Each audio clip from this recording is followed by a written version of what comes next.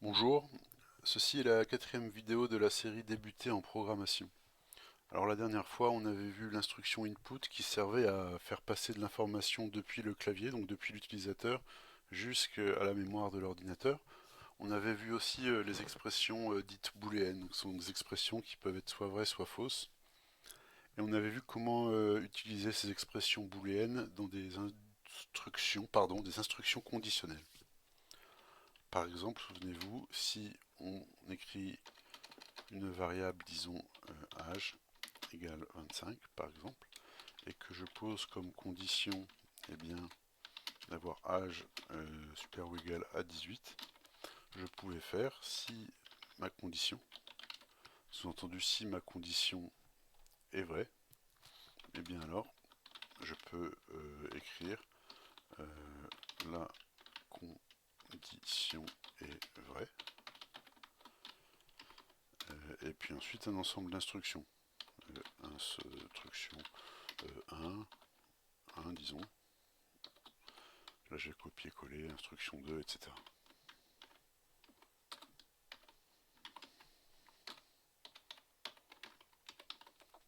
Hop. Donc là, je rappelle que j'ai décalé, on dit indenté, ces trois appels à la fonction print euh, pour qu'elle définisse ce qu'on appelle un bloc d'instructions et que ces trois instructions soient exécutées que si la condition est vraie.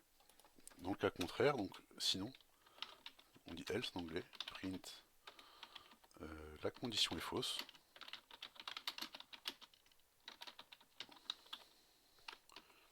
Et là, je peux mettre print, je vais changer un petit peu, print, autre instruction. Instruction signifiant ligne de code. Que se passe-t-il ici? Syntaxe error, ok. Alors oui, effectivement, condition égale âge.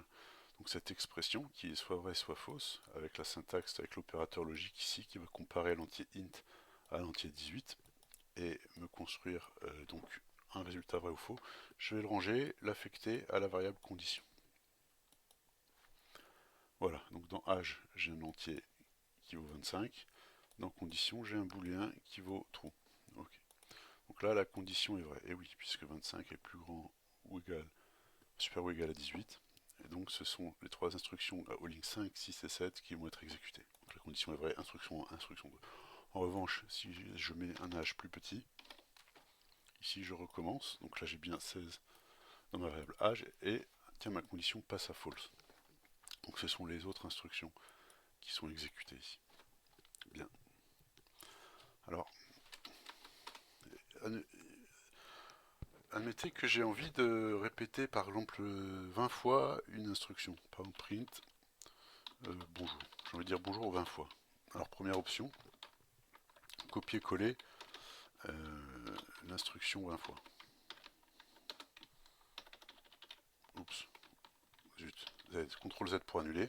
CTRL V, hop, CTRL V, CTRL V, CTRL V, etc. Je le fais autant de fois que je veux, j'exécute, ça marche, j'ai répété des trucs. Bon, c'est un peu... C'est pas bien de copier-coller, ça prend de la mémoire. Hein. Ici, votre fichier, il y a les 4 lignes qui servent à rien, on aurait pu faire autrement. Et je vais tout de suite vous montrer une autre façon de faire. Je vais me donner un nombre. Par exemple, un entier qui vaut 0. Est-ce que ça fonctionne ici? Oui, j'ai mon entier qui vaut 0 en mémoire. Et je vais introduire le mot-clé while. While qui veut dire tant que. Tant que mon entier va être inférieur ou égal, par exemple, à 10, eh bien, je vais répéter les instructions suivantes. Alors, print bonjour. Alors, que va-t-il se passer ici? Tant que cette condition est vraie, j'affiche bonjour. Et n vaut 0. Donc 0 est plus petit que 10. Donc ce truc est vrai. Donc, tant que ceci est vrai, il n'y a aucune raison que ceci change. Voyons voir ce qui se passe. Oula, bonjour, bonjour, bonjour, bonjour, bonjour. Effectivement, ça se répète. Une fois que la ligne 16 a été faite, bonjour, je recommence. Je réévalue la condition et je refais la ligne 16. Et là, il se passe rien. Donc, un langage de programmation qui permet ça, bah en fait tous les langages de programmation permettent cela. Mais alors c'est bête parce que là on a bloqué l'ordi en fait. On pourrait, à peu de choses près, on pourrait saturer la mémoire de l'ordinateur ici en très peu de lignes de code et planter la machine, voire détruire la machine. Donc ça va pas. Donc déjà il faut qu'on arrête ce truc là qui tourne, on appelle ça une boucle infinie, donc la chose se répète, ça boucle, hein, ça tourne. Une fois qu'on arrive à la fin, on revient au début, d'où le nom de boucle en français, loop en anglais. Appuyez sur CTRL C et vous allez forcer l'arrêt de votre programme. Et donc là on a fait porter notre condition sur le nombre entier n. Et la condition, comment faire pour que cette condition devienne fausse? Ben, il faut que mon nombre entier soit strictement plus grand que 10 par exemple. Donc si ici je mets par exemple n égale 15, que se passe-t-il? Hop, j'ai une seule fois bonjour. Donc mon interpréteur fait tout ce qu'il y a au début, hein, tout comme au début là, on s'en fiche, hein, on fait abstraction de tout ça. Ligne 13, je range 0 dans une variable qui s'appelle n, ici. Ligne 15, ben, je vais répéter ligne 16 et 17 tant que cette condition est vraie. Donc n vaut 0 qui est plus petit que 10, j'exécute l'instruction 16, donc j'affiche bonjour. Ensuite j'exécute l'instruction qui est à la ligne 17. Donc dans n, je mets 15. Et ensuite je recommence. Je repasse à la ligne 15. Et ce coup-ci 10 vaut 15. 10 n'est pas plus petit, 15 n'est pas plus petit que 10. Ma condition est fausse, donc je n'exécute pas 16 et 17. Donc après je passe à la ligne 18, mais la ligne 18 c'est la fin du programme, donc il se passe rien. Ok. Et donc, comment faire pour répéter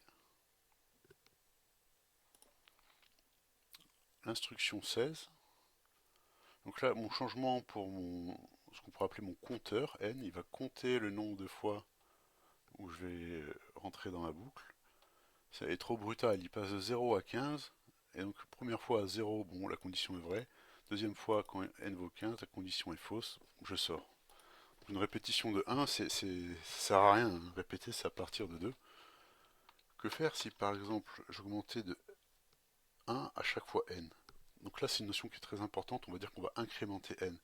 Dans n, je vais mettre n plus 1. Qu'est-ce que ça veut dire ce truc-là?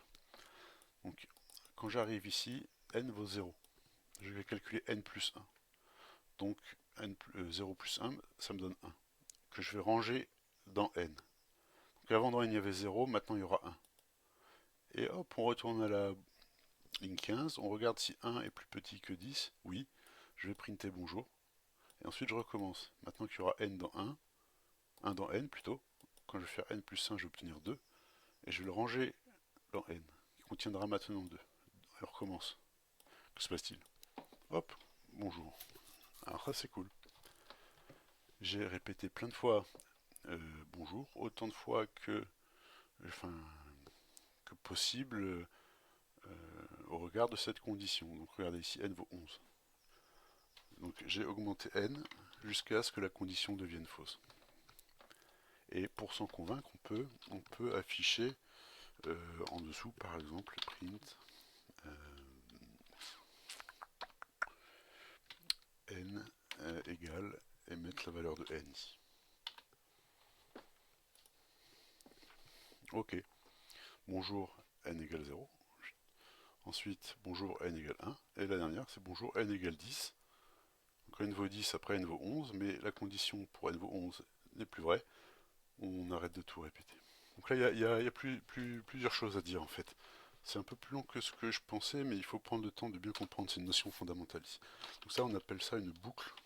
Boucle, c'est parce que une fois qu'on est arrivé à la fin, donc ici par exemple l'instruction 19, on va retourner à l'instruction de la ligne 16 maintenant pour réévaluer la condition et éventuellement répéter les instructions 16, 17, les instructions 17, 18, 19, pardon. On appelle ça une boucle while. Et en français, on va dire tant que. Donc ce n ici, il est très important. Vous voyez ce n qui a été défini à l'extérieur de la boucle. Ça, on peut appeler ça le compteur de la boucle. C'est ce qui va être modifié à chaque itération. Donc une itération, ça va être l'exécution successive des lignes 17, 18 et 19 ici. Donc du bloc d'instruction contenu dans le while. Donc après les deux points ici. Ah oui, on peut faire avec l'environnement que l'on utilise ici. clic droit et exécuter la cellule. Qu'est-ce que ça veut dire ça? C'est exécuter la zone de code surlignée. C'est un peu... Enfin, c'est une option qui existe que je n'utilise jamais personnellement. Ok. Donc n s'appelle le compteur et ici, quelque chose de très important, c'est ce qu'on appelle l'incrémentation du compteur. Et on va finir là-dessus, mais regardez, je pourrais aller de 2 en 2 si je veux. Que se passe-t-il? On peut imaginer que n vaille successivement 0, 2, 4, 6, jusqu'à, regardez, n vaut 0. Ensuite, la première fois qu'on arrive à la ligne 19, dans n, ben, je vais mettre non plus 0, mais 0 plus 2 qui vaut 2, etc. Donc je vais prendre successivement les valeurs 0, 2, 4, 6, 8, 10. Et à la dernière fois, quand n vaut 10, bah, n après vaudra 12, qui est strictement plus grand que 10, et donc on ne réexécutera pas les instructions 17, 18, 19. Ok. Je vais arrêter là parce que c'est amplement suffisant pour la vidéo, et c'est vraiment fondamental comme concept. Donc le concept de boucle en général et de boucle while en particulier. On verra un autre type de boucle la prochaine fois. Je vous remercie. Au revoir.